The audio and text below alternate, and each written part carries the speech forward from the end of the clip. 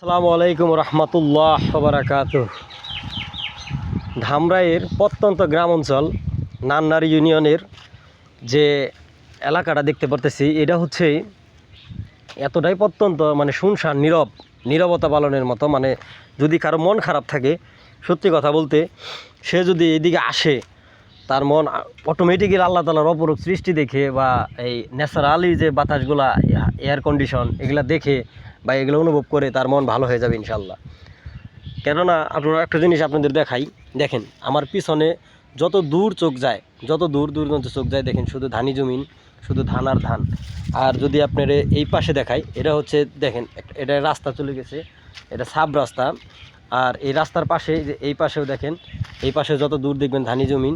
আর ওই যে অদূরেই দেখতে পারতেছেন, ওটা হচ্ছে একটা মাদ্রাসার মতো, ওই যে মসজিদের মতো, ওই যে হয়তো বা ভালো করে আসতেছে না ওইটা।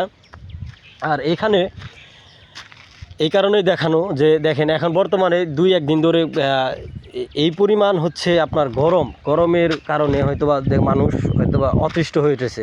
আর এর মধ্যে যদি বিদ্যুৎ চলে যায়, তাহলে তো বুঝতেই পারা যায় যে আসলে কী পরিমাণ যে কষ্ট আমাদের হয়।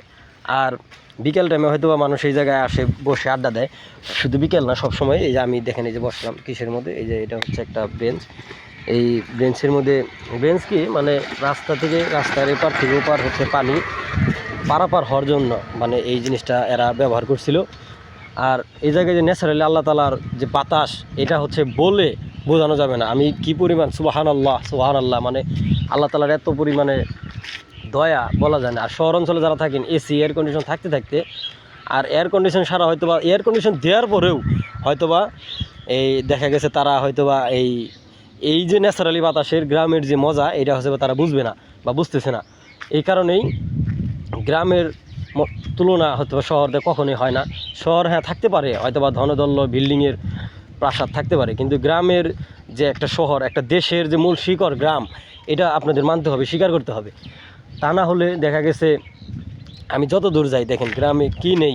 রাস্তার কাছে, মানে রাস্তার পাশে, এই রাস্তার পাশের সাইড দিয়ে দেখতে পারবেন যে অনেক ছোটো ছোটো ফলের গাছ আছে, যেগুলো হয়তো বা জানিই না এই মালিকেরা, অথবা রাস্তায় যারা হাঁটে পথচারী, এরা খেয়ে থাকে। আর অনেকক্ষণ পরে পরে দেখেন 1-2টা করে বাইক আসে বা অটোরিকশা চলে। আর যাই হোক, আমার অনেক ভালো লাগছে, সুবহানাল্লাহ। আপনারা একদিন আসবেন, যে জায়গাটার কথা বললাম, জায়গাটা অনেক সুন্দর, শীতল বিশিষ্ট একটা জায়গা দেখতে পারবেন। আর এরকম আছে কি না আরও কোথাও আমার জানা নাই, কিন্তু আমার অনেক ভালো লাগছে। আপনারা আসবেন। আপনাদের আমন্ত্রণ জানিয়ে আজকের ভিডিও শেষ করছি। আসসালামু আলাইকুম রহমতুল্লাহ বারাকাতুহু।